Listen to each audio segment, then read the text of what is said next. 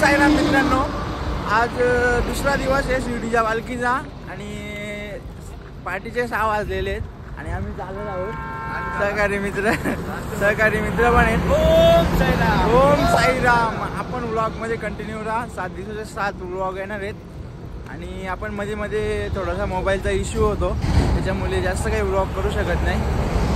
त्यामुळे थोडं जेवढा होईल तेवढं शक्य मी व्लॉग करणार आहे।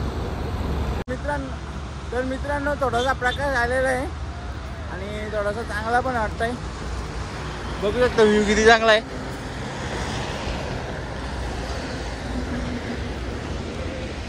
ओम साईराम। तर मित्रांनो, दुपारचे वाजले 12 आणि कसारा घाट चढण्यासाठी आम्ही सुरुवात केलेली आहे। कसारा घाट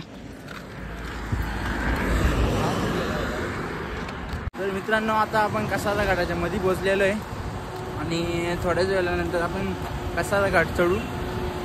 कसारा घाट चढल्यानंतर घाटंदेवीला इथे जेवणासाठी सोय केलेली आहे। जेवणानंतर इगतपुरीला वस्ती आहे, तिथे आपण डायरेक्ट जाऊ। इथून जवळचा प्रवास आहे। तर मित्रांनो, आता कसारा घाटाचा शेवटचा पाल्ला राहिलेला आहे आणि आपल्या साईडला बघा बाबांची कशी मूर्ती मस्तपैकी। आम्ही दोघेच जण लास्टला राहिलेलो आहे आणि बाकीचे गेले पुढं जेवणाच्या ठिकाणी। पालखी पण पोहोचलेली आहे। अर्ध्या तासामध्ये आपण आता जेवणाच्या ठिकाणी पोहोचून आपण डायरेक्ट आता तिथेच भेटू। नारायणगावचे साई बंधू भेटलेले आहेत। सर्व इथे फेस वॉश सनस्क्रीन लावित आहेत। ओम साईराम। जेवायला आलं नाही, आता 3:30 जाऊ आणि मग तेव्हा जेवू। शेवटची निशाणी।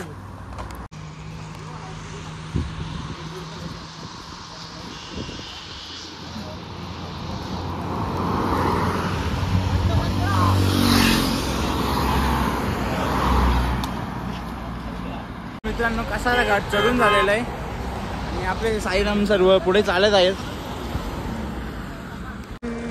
1-2 किलोमीटर अंतर असेल घाटंदेवीचा, जे आपल्या भोजनाची सोय। भोजन झालं का लगेच इगतपुरीला वस्ती आहे। असं विशालला आपण आलेलं आहे। टायमावर आलो जेवायच्या टायमावर। मित्रांनो, आम्ही घाटंदेवीचं पोहोचून जेवण सुद्धा केलेलं आहे आणि घाटंदेवी मंदिरामध्ये देवीची मूर्ती दाखवतोय।